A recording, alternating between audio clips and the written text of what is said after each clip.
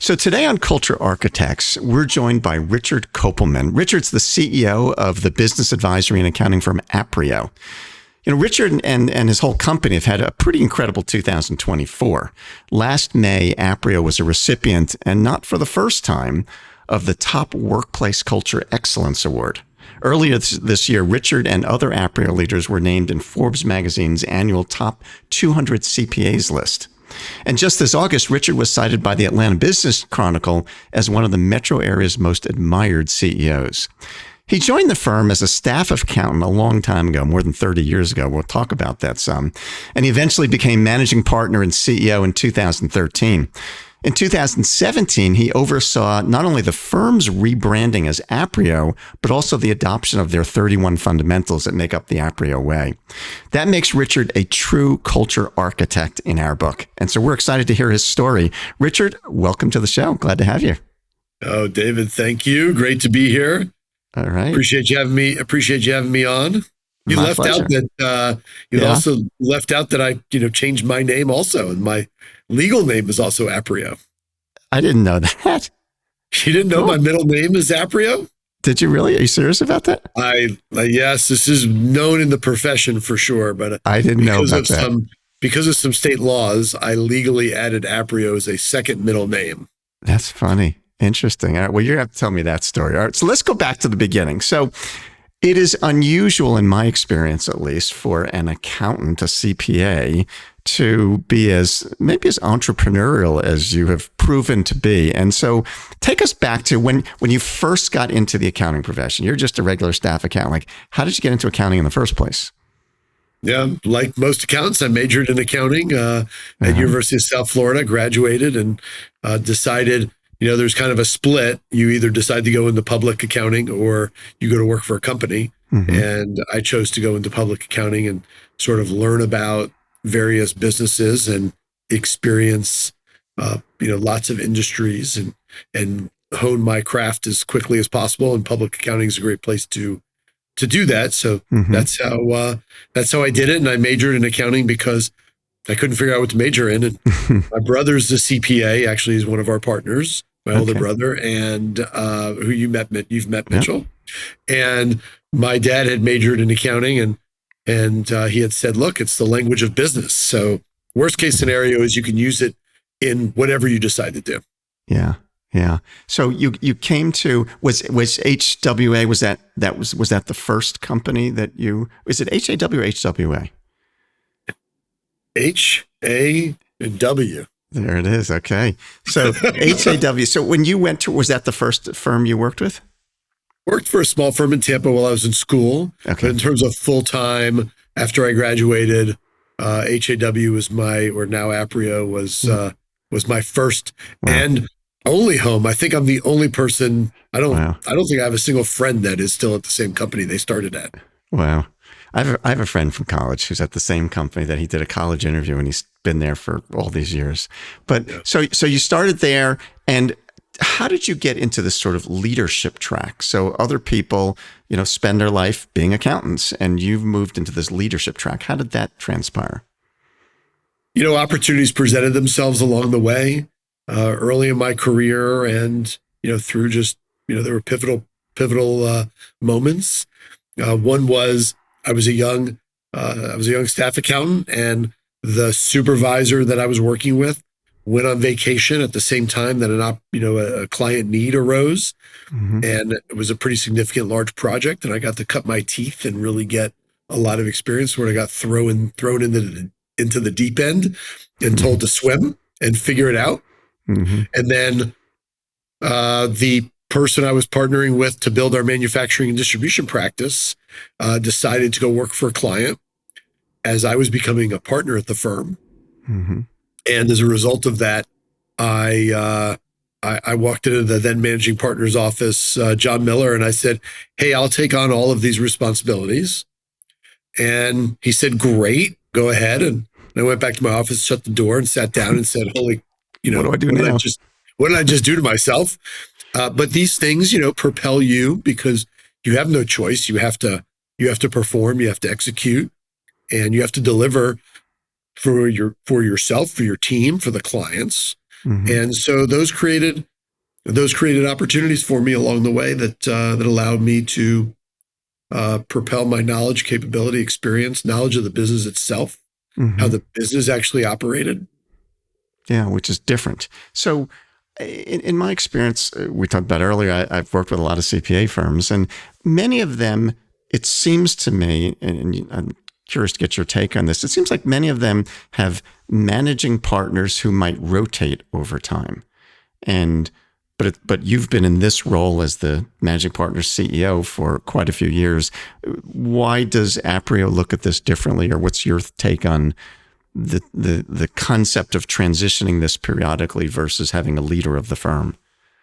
And I don't think, David, this is Mm-hmm. unique to CPA firms. I Mm-hmm. think this is maybe unique to professional services firms, and Right. especially those that are partnerships. And we made the decision really in conjunction with me becoming the managing partner and CEO back in I was elected in 2012, and as you pointed out, started in 13. But the direction was, let's build a business, Mm-hmm. and let's build a multidisciplinary professional services business, not a CPA firm. And Mm-hmm. most CPA firms operate with things like executive committees or partnership teams, or they have they vote on which copier they're going to have in the office. And we made the decision to really form a leadership team, create a board of directors instead of an executive committee, Mm-hmm. and really run the business like a business to build a sustainable professional services firm that's beyond the partners itself and beyond the people, and something that would really create value, which sort of led us to our most recent transaction, Mm-hmm. which I'm sure you're going to ask about Yeah. in a Yeah. bit. And forming that structure, because look, the underlying structure, it's kind of like the brand. Yep. Changing the Aprio and then meeting you while we were struggling with how are we going to bring Aprio, which stands for head and heart, how are we going to bring that to life? And then meeting you that day, and within the first 3 minutes of you talking, not that this is supposed to be an infomercial for David Mm-hmm. Friedman, but 3 minutes into your talk, I already knew this is what we were going to do and how we were going to operationalize it. And we made a lot of decisions along the way to ensure that we were creating a sustainable business. Yeah. It's fascinating. I hadn't thought of it in quite that way. And it's very reminiscent for me in my personal background that some know I had run an employee benefits consulting company for 27 years. And we were very different, like you're describing, from everybody else in that insurance agencies were usually run by insurance agents and they acted like insurance agencies. And I had a vision, much like you, many years ago, that no, we were building a professional services business and a customer service business, and that there are certain things that we could do to build a great business. And I became the first and only CEO. And I wasn't an insurance guy anymore. I was a CEO of building a business that had value outside of insurance. And very similar path that you're describing and how you were looking at. We're not running like a CPA firm. We're running like a business. Our service happens to be advisory and CPA work, but that's just, it could be almost anything else. You're trying to build a business here. Very And similar. very, very, very similar. And we've gone from, let's say, 20 service capabilities to over 50 just in the last Wow. 10 years. Wow. Wow. So, for our audience sake, yes, Aprio and Richard are clients of our company. And so back in 2017, Richard was referring to, he had heard me speak and took on the process of creating the Aprio Way. But I'm curious, so you said that, that really resonated with you. Why was culture important to you? I mean, most CPAs don't necessarily think about that. Why? What was it in you that said, yes, this is important? That's funny. I think that's true. I think most people don't think about it. And when I became CEO managing partner, I remember standing, early in 2013, standing in front of the entire firm at that point. We were 250 people. And Mm-hmm. I remember standing in front of the group and saying, look, we are going to build a best places to work, because when our people are engaged and they're thriving and they're excited and there's growth opportunities, I mean, you have pep in your step. You get to walk into work every day excited about what you're going to be doing and who you're going to be doing it with. And it creates upward mobility in the profession and financially. And our clients ultimately feel that excitement and energy coming from our team, because they're excited about what they're doing and they're feeling engaged and valued. And so that's why, for me, culture was important.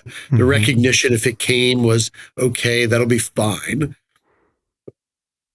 I learned along the way from others that you can't just stand in front of a group and say, fill this survey out and say that we're the best place to work for in the country, because that's not how they're feeling. And so why would you ask them to do that? Let's make sure they feel that way, and then that will just happen. Kind of like financial results. So let's talk about financial results, because it's certainly one of the questions that I get frequently from people we talk to is, all right, so, what's the return on investment in this? How do we know that this is actually going to do anything for us beyond the intuitive sense of that? So you're a numbers guy more than most would be, being a CPA. So if people ask you, what's the return on investment in spending so much time and effort and money on culture? How do you answer that? Yeah, when I talk about the culture and I talk about the fundamentals, and, this week's fundamentals, get clear on expectations. One of my favorites. As an example, yes, it's amazing how sometimes the fundamentals just line up to whatever's going on in your business that week. Yes. I don't know if that's accidental or it's just the way they just all work, but it really is funny how that lines up. So since we've implemented the fundamentals, we've grown from 250 people and 53 million in revenue to, we'll close the year north of $500 million in revenue this year on a run rate basis, with north of 2,000 people. We have been Glassdoor's best places to work in 2022. We were named as one of the 50 companies at that time for less than 1,000 people. We were named as, just based on the stuff that goes into the internet and their algorithm that kicks out a list. This year we were number 58 on USA's Today's Best Places to Work list, and that was based on a survey. And we're best places to work in virtually every market where we go. And a lot of our lateral hires are, we hire a number of interns and new hires out of college campuses every year. If you ask them what are the top 3 reasons why they picked Aprio versus the other thousands of accounting firms they could go to work for, they would say, in the top 3 would be the fundamentals and our attention to culture and our deliberate, and day-to-day practicing of our fundamentals would be listed. And the financial results have been there in terms of our, financial performance and our EBITDA growth during that time period as well. So clearly it's making a difference in attracting people. Do you think, I'm sure you do, but I'm just curious how you think about this. So you mentioned, if you get the culture right, people have a pep in their step, they're going to be more engaged, they're going to be more excited. How does that translate into making more money? Well, I think when people are excited and they love what they're doing, then they're gonna spend more time doing it. Number one, which means you need less people, so you're getting greater productivity. I think that just naturally happens because you don't feel like you're going to work. I've never felt like well, maybe a day or two, but by and large, I've never felt that I'm going to work on any particular day. And who do people want to do business with?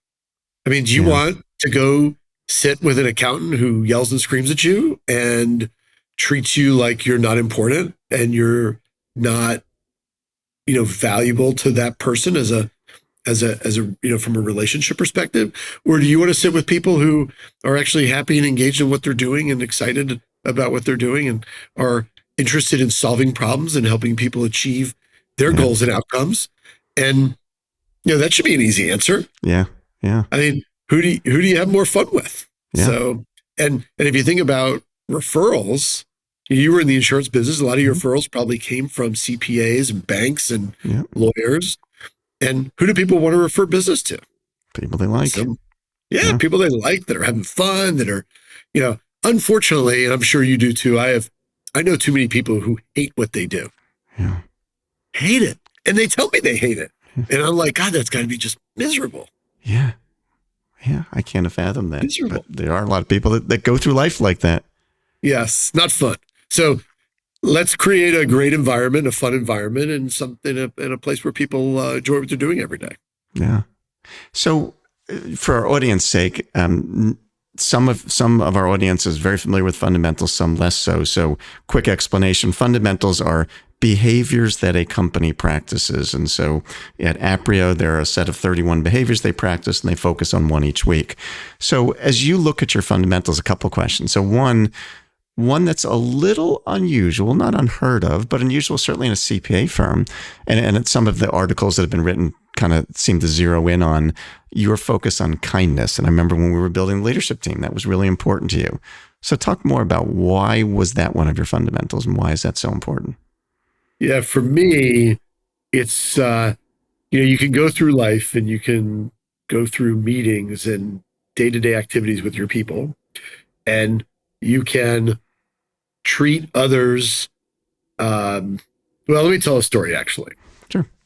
So I was a young staff accountant, and Mm-hmm. the partner I was working with brought me into his office, and he sat me down. And he said, you're great with clients. You treat them with respect. You're kind to them. You're interested in what's going on with them. You are, you build client relationships really, really well. And he's like, why aren't you doing that with your fellow team members that you're working with? And I felt like really got taken to the woodshed that day. Mm-hmm. And I was the stinky kid, essentially. Mm-hmm. And and so I've been working on I've been working on that ever since. And so that that was, so from that day, it was important to me that we build relationships with people, and it doesn't, just do what you would do with clients and friends. Just, how's your day? Yeah. Simple things, right? How's your day? Have a great weekend. These are simple things that we can do, and it takes a moment, and it builds better rapport relationships, and you have to meet people where you have to meet people where they are. Mm-hmm.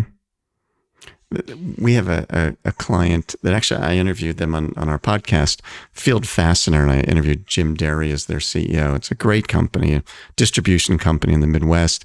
And they have a mission. Their mission statement is to have everybody they work with love them. And so that's vendors, it's suppliers, it's employees, it's customers, and they're very serious about that. And so the relationship isn't just because we've all seen, as you're describing, people that, like you were years ago, who may be great with their customers, but they're jerks with vendors, or they are demanding and they're terrible with them, or with their own team.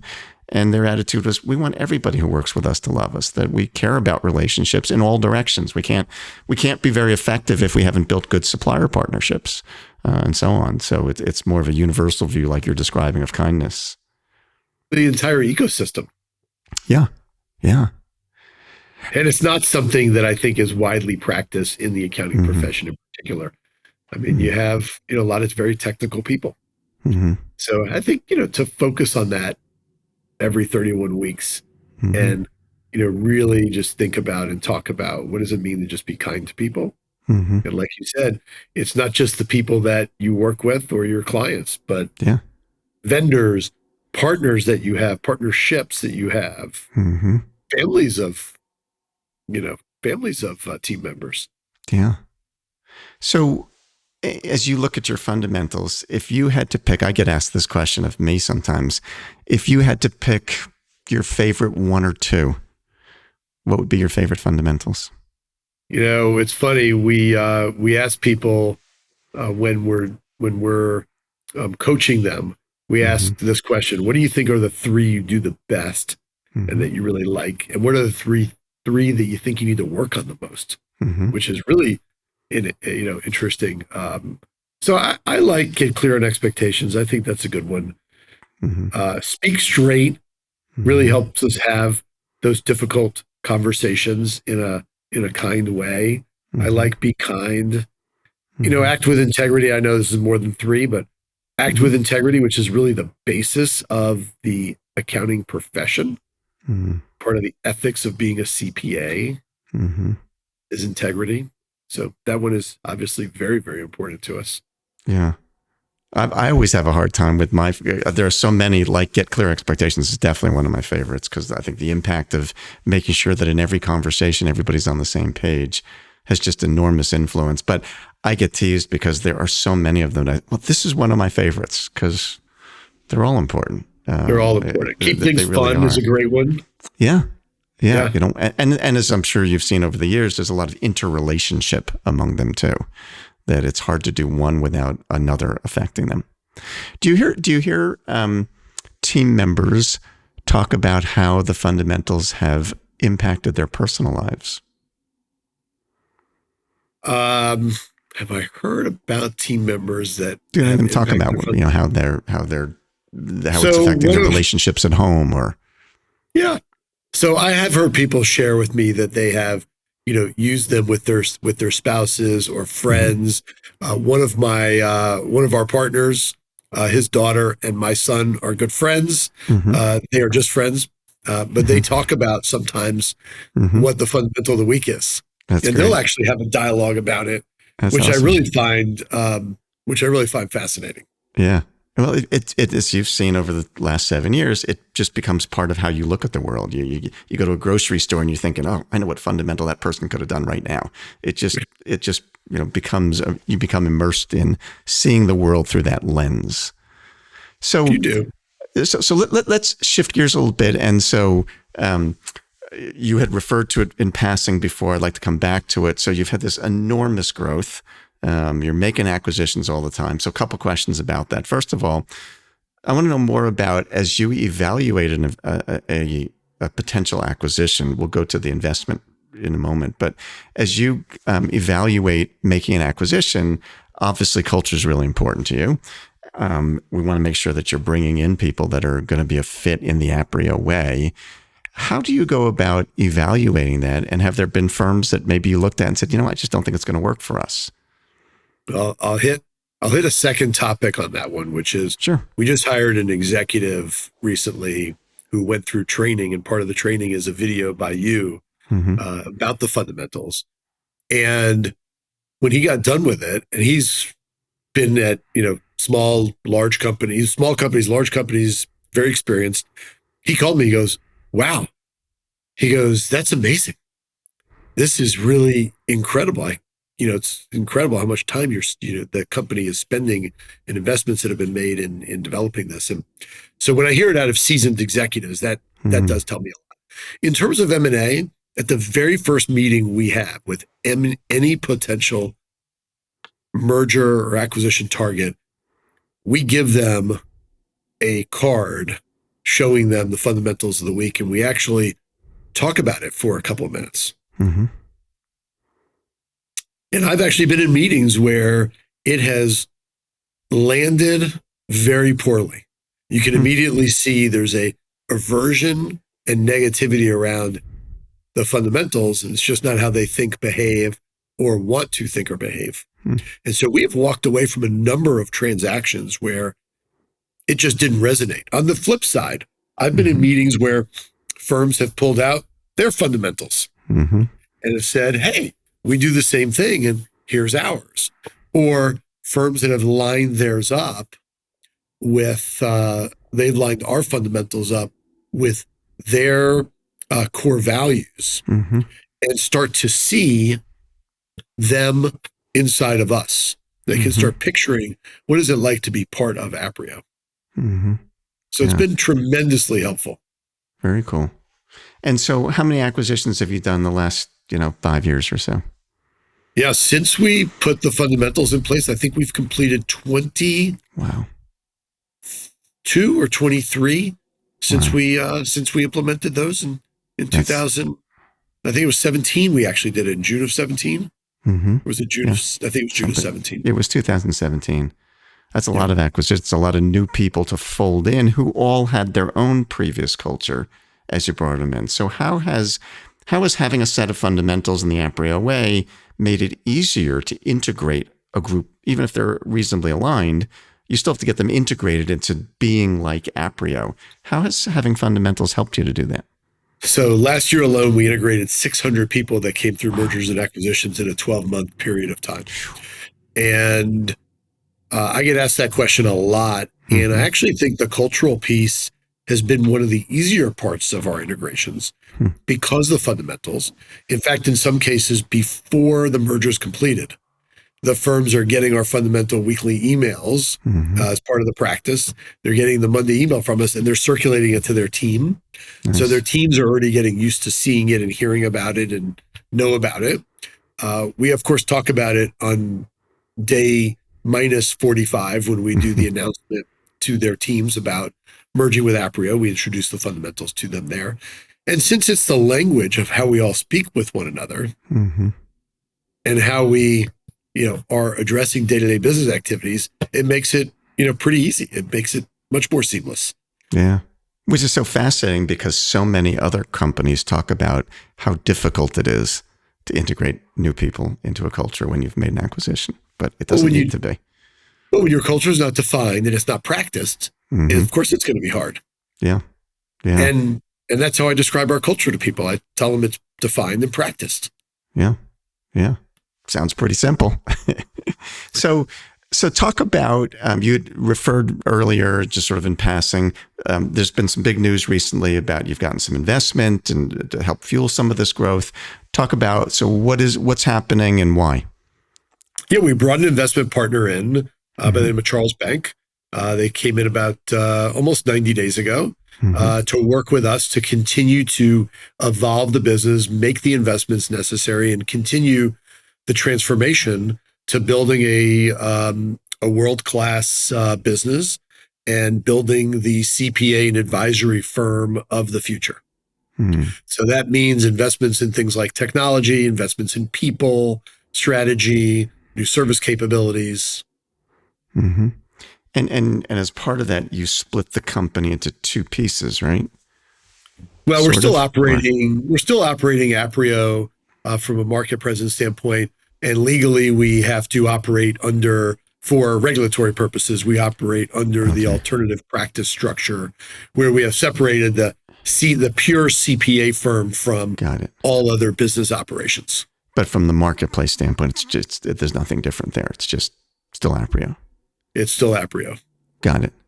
And so one of the things I'm always interested in is, as people like you have focused so heavily on culture, there are probably some mistakes you've made along the way that you look back. Like, I think there's no question, at least I think, I'm a heck of a lot better leader today than I was 10 years ago, when I was better 10 years ago than I was 20 years ago, because there's just life experiences, things that you maybe didn't see, but in retrospect look so darn obvious, but I didn't realize them before. What are some of the maybe perhaps mistakes you've made or lessons learned for you as you think about leadership and culture in particular? David, I think that would have to be a whole nother podcast that would go on for hours about all of the mistakes that we've made along the way and corrections we've made to, get it righted. People, look, we're in a people business. We're serving people. We're people serving people.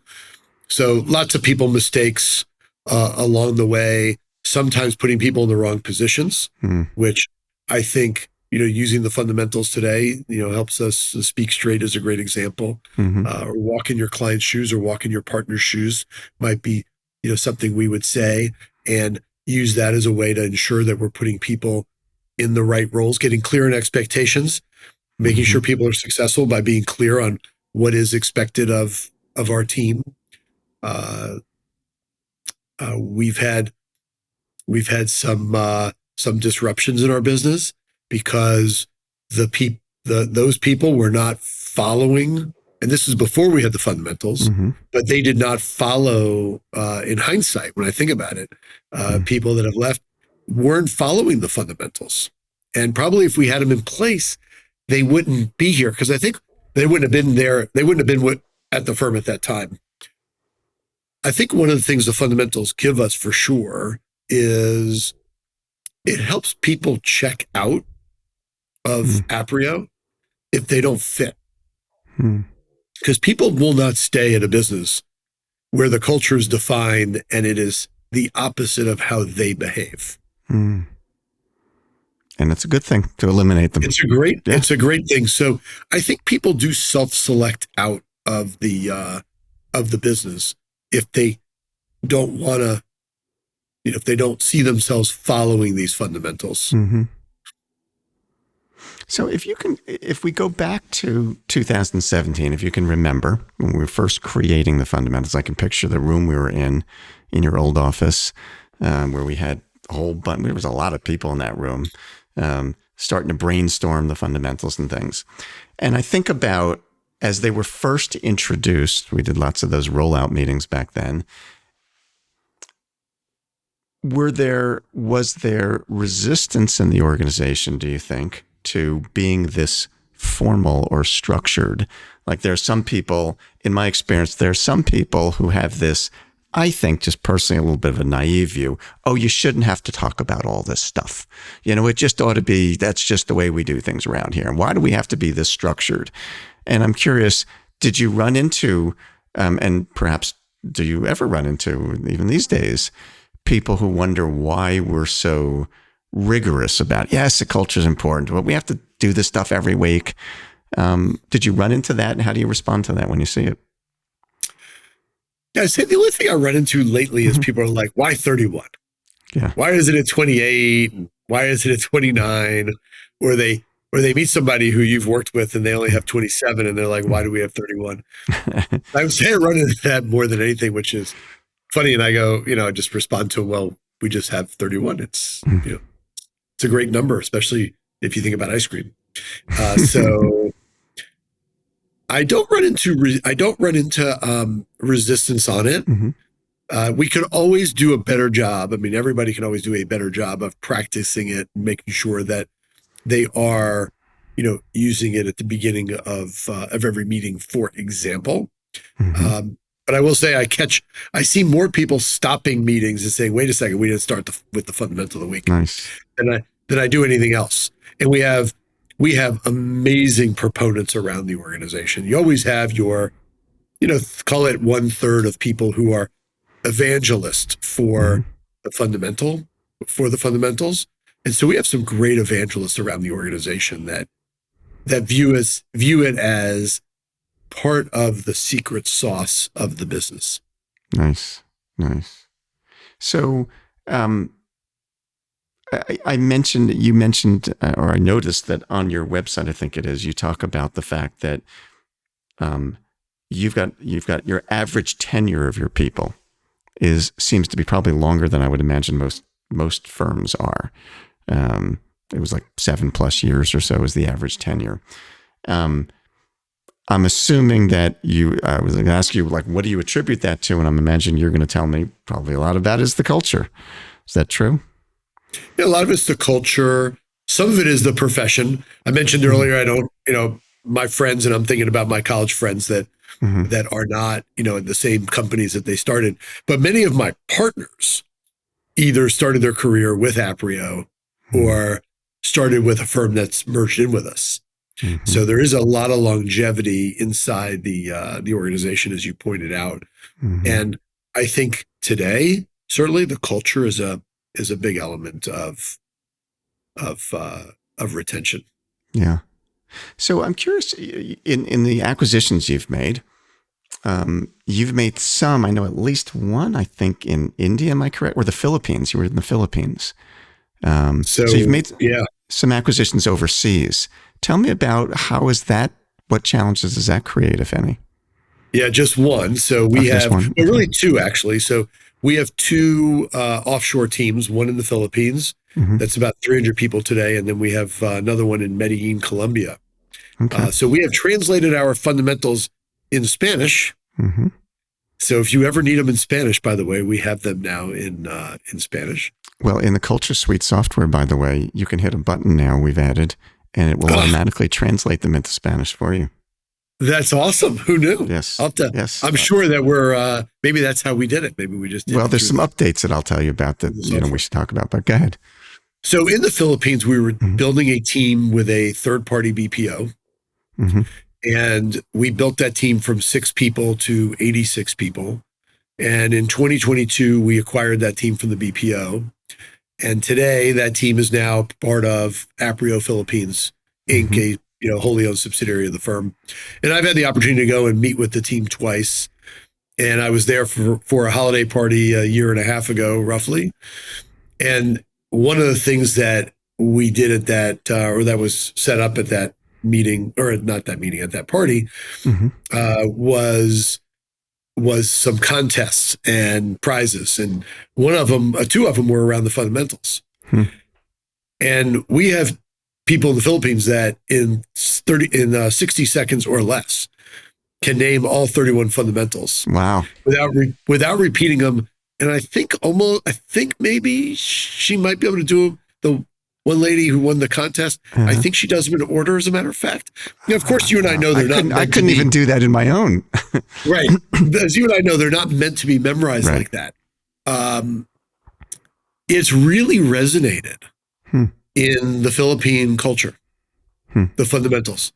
It is something that they focus on, and it has been a great recruiting tool. And if you think we started 86 people in April of 2022, and here we are 28 months later, roughly 29 months later, and that team is now 300. Wow. So enormous growth of the team in the Philippines, and they love the fundamentals. So that's cool. So do you see yourself doing more growth overseas? Oh, we will. We definitely continue. There is definitely always a need for more capacity, and so we continue to grow our team overseas. Very cool. So, as I kind of wrap up our conversation, I'm curious about what you would say to the young Richard Kopelman, that staff accountant who was getting taken to the woodshed for not being as kind with his teammates as he could have been. Looking back, if you were talking to that young Richard Kopelman, you were saying to him, here's some lessons, son, that I think are important for you to learn as you go through your career. What would be a couple of lessons you would share with the young Richard Kopelman? Oh, that's a great question.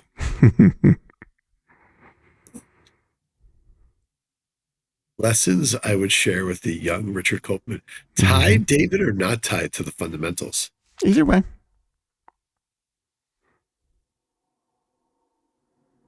I would say always say yes, and take on new experiences as often as and as frequently as possible to be able to get to proficiency in your craft as quickly as possible.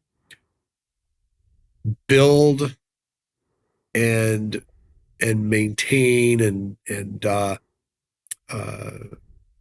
focus on the people and networks inside and outside of the business, and build and maintain those relationships, and build personal meaningful relationships, just to name a fundamental that I think is very, very, very, very important. And always treat everybody with respect, even if things aren't going to work out. And even if things are difficult at times, always treat everybody with the utmost respect, and dig in and be tenacious. Continue to have a lot of grit, and don't be offended so easily. Don't take things personally. Don't take things personally. Fascinating. It's not a fundamental, David. Maybe it should be. So yes, we'll talk about it. There's some ways we could refresh some of those, but I've written that about people. We've written fundamental, but almost anything you can think of. I have had that question recently, which is, hey, should we update and refresh them a little bit? So Funny you should mention that. Yeah, and I'll offline we'll talk more about that because that's something we should definitely look at. It's been 7 years. It's like the 7-year itch. Yes. Is it time to refresh the fundamentals? It is a healthy thing to do, and we've done it for a lot of people, and I'll tell you more about that. Great. Well, this has been a great conversation, Richard. I really appreciate you taking the time to share with us, your journey. It's a fascinating journey, and the amount that you've accomplished is remarkable. And I'm glad the fundamentals have been such a big part of that. Well, David, thank you. And the fundamentals, I do believe, have been an important element of the growth and the opportunities that have shown up on Aprio's doorsteps. So That's thank great. you.